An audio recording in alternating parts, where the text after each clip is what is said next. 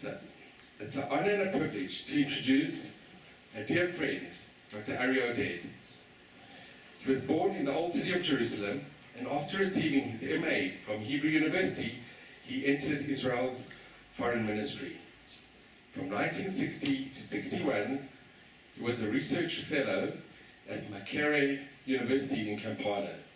Thereafter, he started his diplomatic career in Uganda. In the 70s, Arye served as Israel's interest officer in Kenya and as Israel's permanent representative at the UN Environment Programme in Nairobi. In 1990, Arye served as Israel's ambassador in Swaziland, and later as Israel's embassies in Kenya, Lesotho, Zambia, Seychelles, Mauritius, Rwanda, Burundi, and Malawi. It's many countries in Africa. Until he retired in 1995. When he came back to Israel, he lectured at Tel Aviv University, and there he obtained his PhD. He also lectured at Hebrew University on African topics. He's currently a research fellow at the Truman Institute of the Hebrew University. Dr. Oded is the author of several books and articles on Africa-Israel relations, Judaism and Islam in Africa, and Swahili. I would now like to call on my dear friend, Dr. Arye Oded, to briefly share his experiences as the Israeli ambassador in Swaziland. Thank you.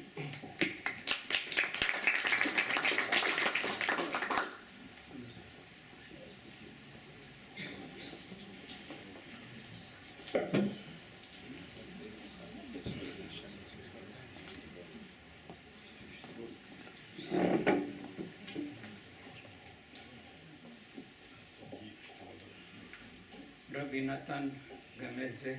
Use the mic. Ladies and gentlemen, welcome, and to the Rabbi I can add Karibu Bwana. Karibu Bwana, welcome, sir. It was at the beginning of the 90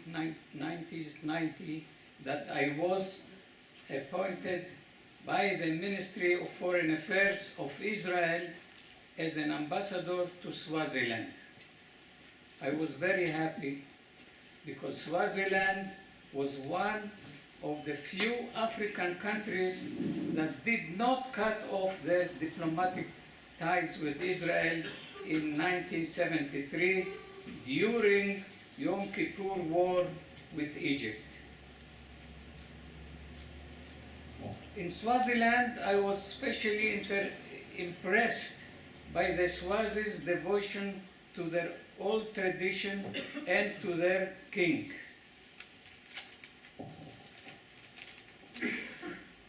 At that time, the king was the young Mswati, and still is the third Mswati III, who started his rule in 1986 when he was only 18 years old. I was surprised when one day I was called from the palace that the king would like to see me to discuss the situation in the Middle East. I met him afterwards several times. And we talked, of course, about the situation in the Middle East. I think you want to see some pictures. They're already being done. It's there. Yeah.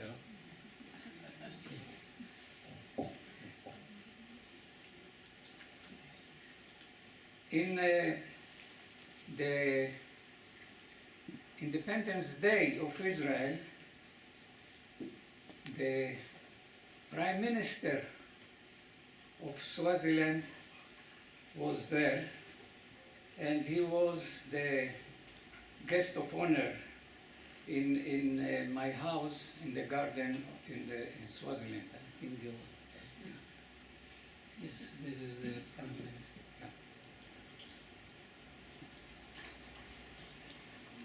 let me mention only one interesting example showing the devotion of the Swazis to their tradition.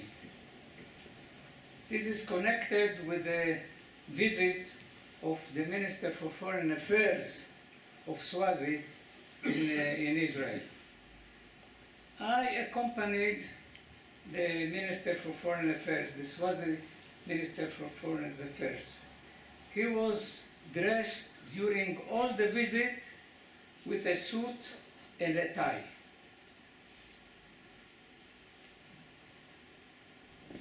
Before the end of his visit, we had to visit the President of Israel. He said that he must go first to his hotel, and I did not know why. He wanted to go to his hotel before we meet our president, the President of Israel. When he came out from the hotel, he was dressed with the special dresses of the Swazis. Mahia. Yeah. During all the visit, he was usually with a tie and a very beautiful suit. But when I was told him that the president will be welcoming him, he went to his hotel and he came with the Swazi dresses.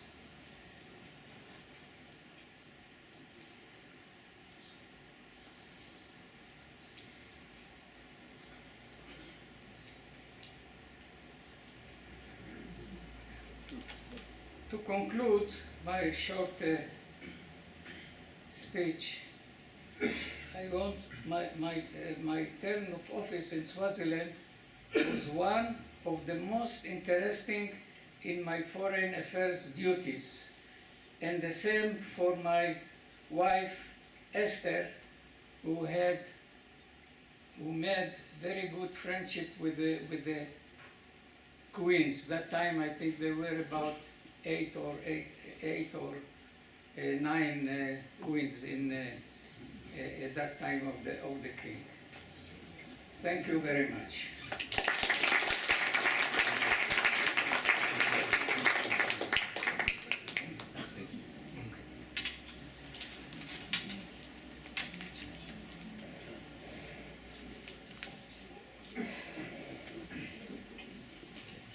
Arye, thank you so much for your outstanding talk and for your devotion as an ambassador for our country, especially in Swaziland and in the various countries in Africa. We really appreciate it.